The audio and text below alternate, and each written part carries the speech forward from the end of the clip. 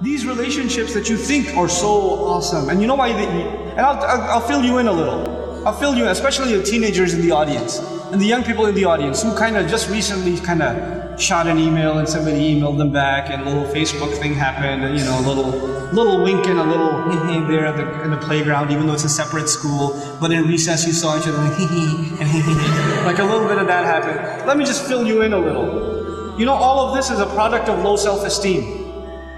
You think you're ugly. So if a guy thinks you're cute, you're like, really? I'm beautiful? You have low self-esteem. You think nobody's gonna like you, nobody's gonna want to marry you, and all of that stuff. And on the other hand, the guy, we don't have good friendships and good relationships, and we're looking for something.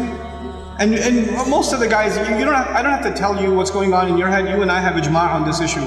The things that go on in our head. There's no reason for me to explain all of that to you, But just because you have raging hormones and you're like daydreaming about girls and things like that, it doesn't mean that you're in love.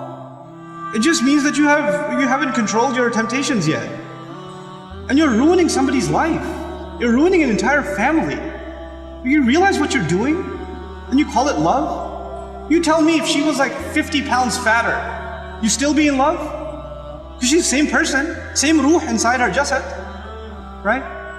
If she was a burn victim or something, if her hand burnt off, or her ear was missing, you still be in love? Or you'd find somebody else to love all of a sudden? And if you can't answer that question honestly, then come on, you're not in love, you're just hormonal. That's all you are, This is what we've done to relationships that are supposed to be beautiful. Marriage is supposed to be a beautiful relationship. It's supposed to be a lifelong relationship. But because you're watching all of these models on TV and stupid women that are just throwing themselves at men and all this stuff, and you've developed this delusional concept of what it means to have love in your life. Delusional concept. Our deen came to free the world from this nonsense. To free it. Because we have a more mature understanding of what it means to have love in your life. I'm not saying you shouldn't marry someone you like, you should. You should be attracted to your future spouse. All of those things are fine. But there's a decency that you have to exhibit before then. And if you're okay with talking to a girl like that, you should be okay with somebody talking to your sister. You're okay with that too? Not if you have any ounce of decency left inside you. If you do, then this is how we have to end these things. And if you've been in that kind of relationship, or you're in one of those relationships right now, nobody knows. Only Allah knows and you know. But I'm saying, you're like, after today's lecture, I have decided I no longer want to be your friend.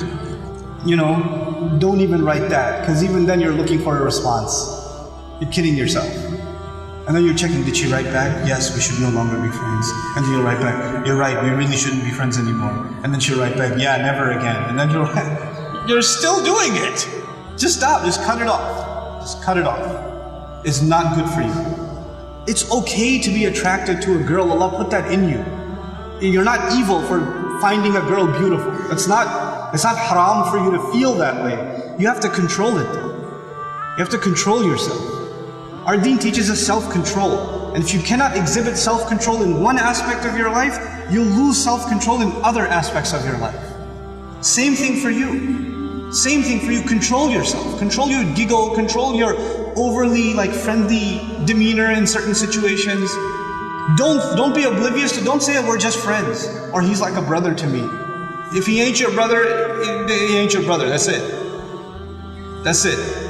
Either he's your brother, you share a mom, or he's not. And that's the end of it.